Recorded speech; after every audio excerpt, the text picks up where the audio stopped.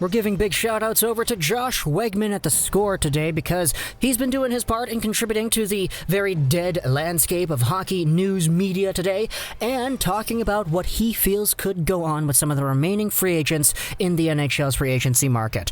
Earlier on in the last month's edition of this overall prediction fest, he predicted that Taylor Hall would eventually go with the Colorado Avalanche, that Alex Pietrangelo would go over to the Bruins, and that Torrey Krug would go over to the Red Wings. Now, we know those predictions were wrong, but at the same time, if you mentioned those ideas to anybody back at the time frame of this article's publication, all the way back a month ago, you probably would have gotten some people saying, okay, that probably could happen, who knows.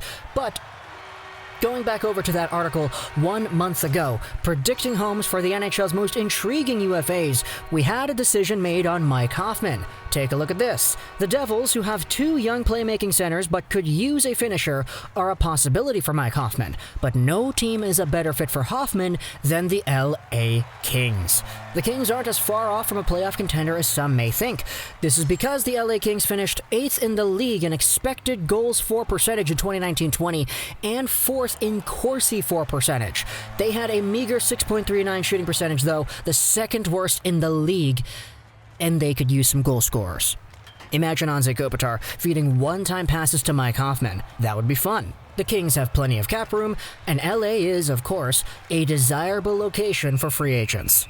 The prediction is Mike Hoffman to the Kings, 4 years, 5.5 AAV.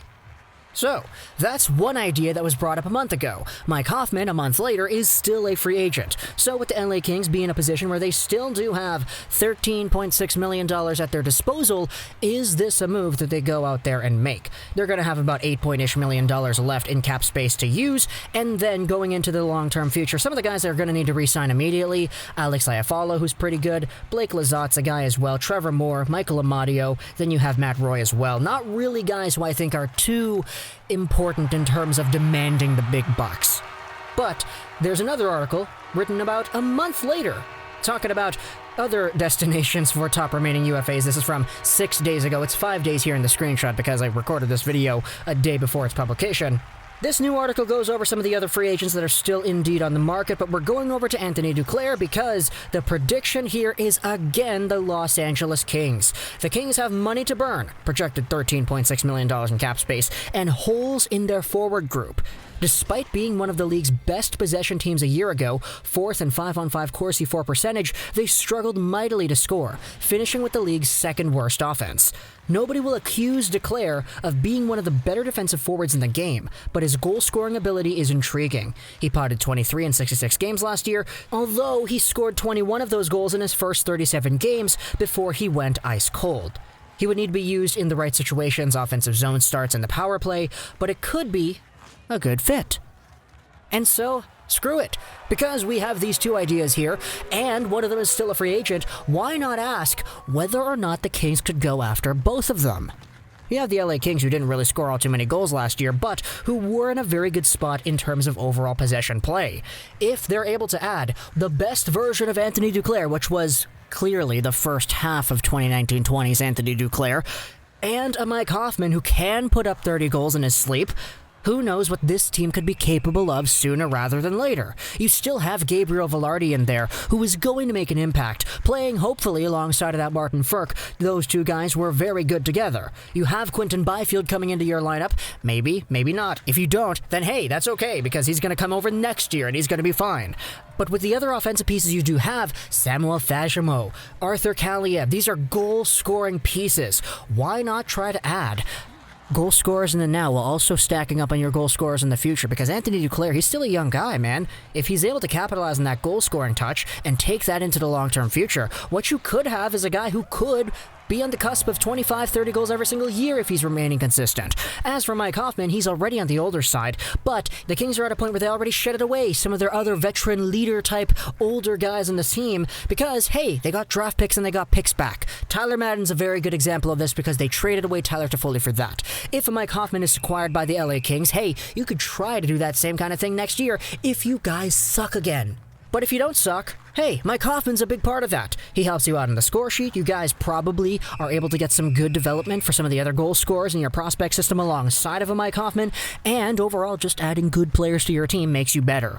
The question is, though, if that's the direction you want to go with your team in the short term rather than the long term. Because, hey, you still have a lot of cap space. Even if you wanted to go for the long-term route, who says that you can't sign a Mike Hoffman to a 1-2-year deal and trade him at the deadline? We saw something similar happen with Taylor Hall with the Buffalo Sabres, so that dynamic certainly is explorable to me, too.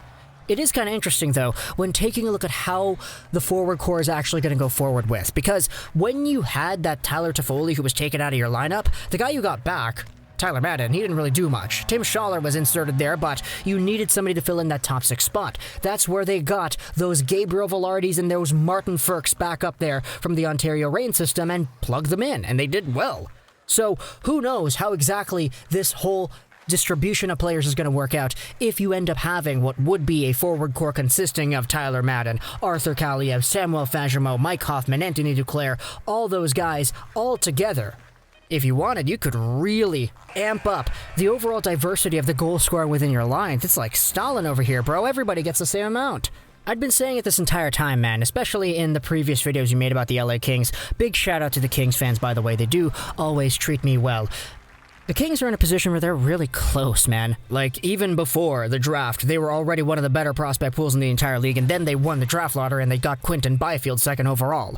They're in a position now where going into the long term, we can see that the best is yet to come. Well, I guess they did win a few cups in the early 2010s, so they probably have already experienced the best, but long term, with the other guys that'll carry this team into the promised land once again, like that Gabriel Vilardi, etc. We saw this LA Kings team rally and win so many games towards the end of the season, which is why they ended up dropping in the standings in general. It was a blessing in disguise because that drop in the standings ended up winning them Byfield, but alas, there still is some hope here for LA.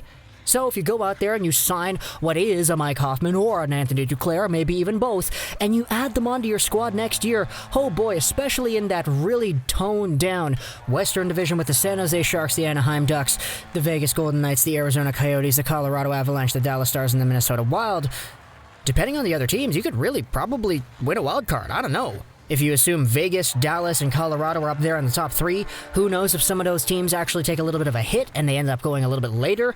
I could probably see the LA Kings with a Mike Hoffman and an Anthony Duclair, plus the other development done to the other guys who are younger and in the lineup now, overtaking a Minnesota, a San Jose, an Arizona, and an Anaheim. It's just kind of how I see it, so you can disagree in the comments if you want. But overall, it is a very interesting idea. The Kings could do it. They do have the money to do so, and it doesn't look like they have some very expensive and important contracts they're going to need to re-sign sometime later, but they definitely do have the opportunity here if they wanted to just go out there and spend their money. Or maybe Rob Blake decides, okay, no, we're just going to save our money for next year. We're going to rebuild again, go for another high draft pick or something. I don't know. Talk to me in the comments what you think about this whole idea. I certainly would like to see it, especially because I do kind of have a soft spot for the Kings, but tell me what you think if you enjoyed this video. That rolls 99. And bye.